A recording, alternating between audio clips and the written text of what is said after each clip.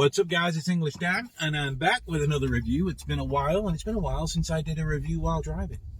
Obviously, you know from previous videos, or you may not, but I drive a hell of a lot, so it's a good time for me to do these talks and talk about the devices that I want to let you guys know about. So today, it's the Nothing Phone 1. Yes, I know it's been out for a while overseas, but here in the US, it's just released, and it's only $299. They're selling it as a beta membership, or beta, depending on where you're from. The reason they're doing that is because this is the same phone that you buy overseas and it won't work on every carrier over here. So let's just get that part out of the way. It'll work, from what I'm seeing, on Google Fi, Mint, Metro, and I'm using it on T-Mobile, and it works absolutely fine on 5G. I'm getting 325 to 400 megs down in my downloads, 60, 70 megs up, so I'm having no problem with it where I am. I'm by Pensacola Beach in Florida. So, again, it might also depend on what bands are available in your area. Does not work with Verizon. And on AT&T, I believe you can only get LTE, no 5G. So, also, just let me add that the other reason it's on a beta membership is this is running Android 13 beta version. It's Nothing OS 1.5.1. So that's also another reason it's on the beta membership. It's trying out the new Android 13 update, which isn't available, I believe, overseas right now. Not sure on that. I could be full of it, but that's why it's $299. That's why it's out here under the beta membership. Got that out of the way. If you're on any of those carriers, well, there's some good news about this device.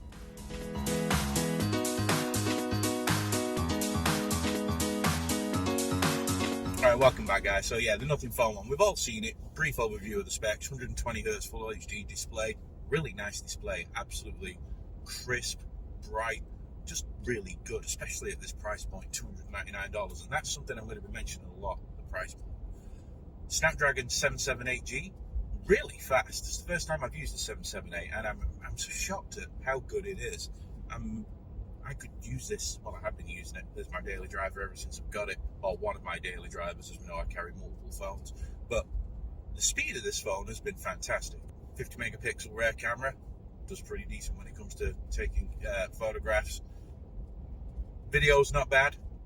Right now you're looking at the Nothing Phone 1 selfie camera, which caps out at 1080-30. I don't know why they do that. I don't get it. I'm pretty sure it can do more, so why not? But either way, so 1080-30 on this. Rear camera will do 4K 30, but no HDR in there. Also has that glyph interface on the back. It's got a glass back, it's got an aluminum rail. I'm just going to throw it out there, and people say it all the time, and it's right, but there's nothing wrong with it. It feels a lot like an iPhone 12, 13, even the 14. Very similar shape, camera layout, things like that. Feels very substantial as well. It feels extremely well made. So, let me just bring up that price again. At $299, this phone feels like a $1,000 cell phone in your hand. It just does. It's so well made. There's no rough edges or raised edges that shouldn't be there. Everything is just perfect on the phone. It's really, really well made. Performance wise, like I was saying before, the Snapdragon 778G is just great. It's really good for battery life. This thing lasts me 2 days. I can get 2 days out of this phone. Now, like I said, that's subjective.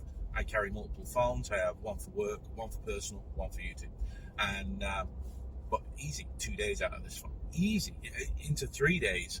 So, really happy with the battery life on this thing. That Snapdragon 778 is a really good performer. Plenty of power. UI, it flicks through the UI, no problem. Opens and closes apps really quick. Don't get any hangs up or any stutters.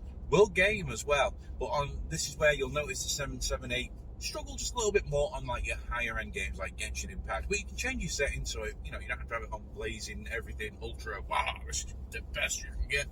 But just so you know that if you're a serious gamer and you like playing these really high end mobile games, you might have to lower the settings a little bit down for the Nothing Phone 1 to be able to run them as you like them. But outside of that, I have had no problem with this whatsoever. Like I say, I'm around Pensacola Beach area a lot, but I also travel up to Fort Walton Beach, the border of Alabama, and I've been getting constant 5G down here. It's actually getting better signal and faster speeds than my iPhone 14 Pro Max, which blows my mind. My iPhone 14 Pro Max, okay, it's the 1 TB version. I think it was like $1,800. This is $300.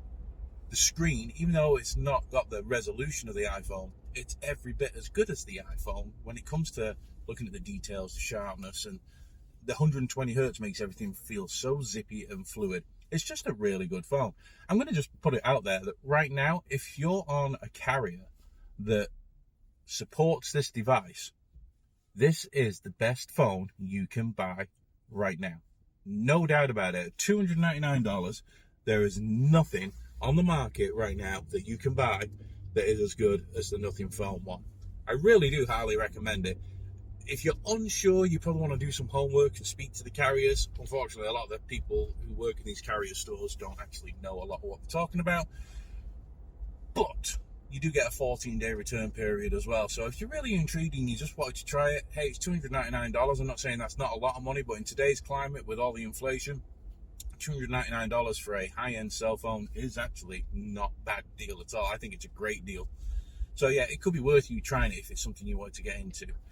Now, when it comes to accessories, Nothing don't sell any of the accessories over here, but you can buy some cases on Amazon, things like that. Over on my TikTok channel, if you want to go over to there, English Down Reviews, I've got a case on there that's made by Tudia that protects the phone, has some thicker corners, but also allows for that glyph interface on the back.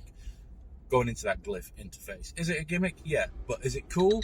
Hell yeah. Everybody loves it. Anybody who sees that thing loves it. They're all like, wow, what is that? And I have to explain to them what it is. And then when I try and tell them that the phone's made by a company called Nothing, that leads into a whole new conversation because they think I'm full of poo-poo, let's say. So, yeah, it's a definite conversation starter, this cell phone. So, now you do get your haters of, it's just like an iPhone. It's an iPhone. Who cares? The iPhone was also the LG Prada. So, everybody copies everybody. Apple have always said that they copy what other people do. They just do it better. That's why they're always behind with things. So, copying is a form of flattery, and this definitely is a very, very, very good phone. Speakers on it. It's got stereo speakers, one at the top, one at the bottom. Very loud, lack a bit of depth, but hey, it's a cell phone. They all do, so it doesn't bother me that. Still a very, very good option for when it comes to listening to media. I just love it.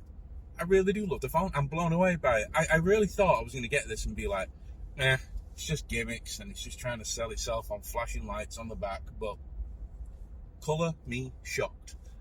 This is currently my favourite device.